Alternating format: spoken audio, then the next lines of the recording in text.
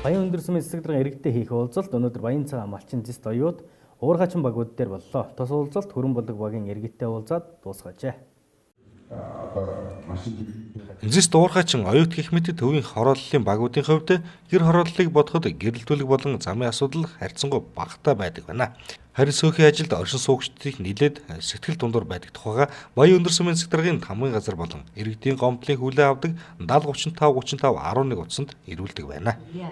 Ингээд энэ хүмүүст бид нар үйлчлэгээ явуулах боломжийн газрыг гаргаад өгч болно. Подвол хэн явуулахын зөвшөөрөд байгаа юм. Подвол 5 жил суусан хүний шүдгүү болж штеп.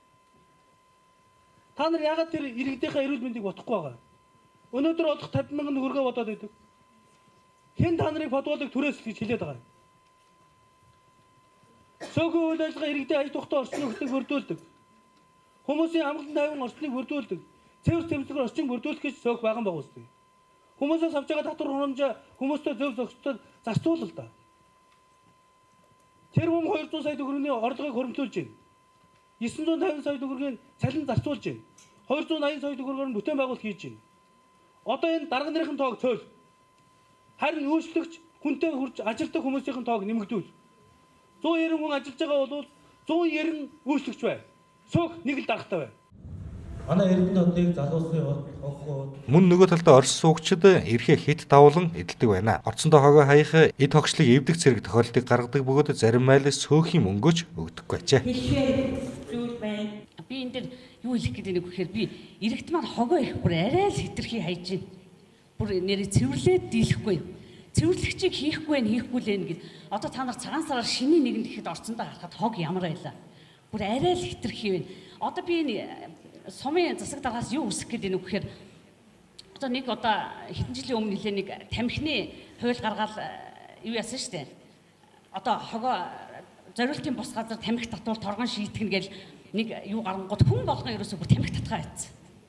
Тэгээ тэр захирамж хууль маань байхгүй байсараад буцаад яасан одоо эргээд хаа сайгүй тамхи татаад эхэлсэн штэ.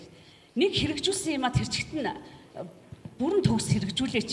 Яг тэрнтэйгээ адилхан хог хаягдл хайсан хүмүүсийг яг тийм арга хэмжээ авч игүүл яасан бэ? Одоо бүр орцонд нэр байхгүй хог байхгүй. Манай энэ хотогжуулахын цэвэрлэгчнэр хүнд нөхцөлтэй хүнд ажилтай хүмүүс гэл хүн болгон мэддэг тийм. Тэрнээс илүү хүнд ажилтай үйлчлэгч нар манай үйлчлэгч нар дандаа хүний хаягдл, баас, шээс, нус, цэр ерөөсө бүх юмыг цэвэрлдэг. Бүр энийг би бүр хинээс жичихгүй, хинээс ч айхгүй бүр хаасайгүй хэлмээр санагдаж байгаа. Тэгчээд юу ч хийхгүй юм гээд хин хогийг цэвэрлээд байгаа. Бүр одоо энэ бүгдээр орон сууцанд амьдарч байгаа хүмүүс.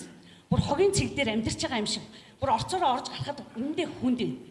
Одоо бид нар айлд нэг цагаан сараар хүн бужигнаал ирэхээр хогоо бид нар яаж цэвэрлэх гэж шалаа гоох гэж хэцүү байдаг үлээ.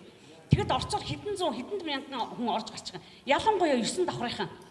Хогоо ерөөсө хогийн пүнкүртэйгөө хийдгүү. Орцондоо гаргаад зарим нь бол үүдэнтэй тавьчихдаг, зарим нь хогийн пүнкүртэ хүлээ айчдаг. Нөгөө хогийнх нь хүмүүс гарч ирээс экстрэ айчдаг. Орцондоо хогоо айгүй хаях юм аа энэ айлууд. Одоо ингээд зуны үйлрэл болж ийн өвчин хэмгээг маш их гарна, нэг их үүснэ. Ерөөсө баг одоо бол дээрээс нь давхарлаа хайцсан хогнуудын доороос цагаан өтнүүд гарч ирж штэ.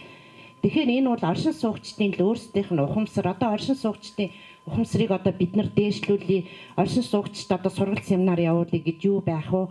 Тэгэхээр одоо энэ дээр ерөөсөө айлуудад нь торгуул тавьдаг ямар газар байна? Дээр бол одоо багаас нэг торгуул тавиад хэдэн жилийн өмнө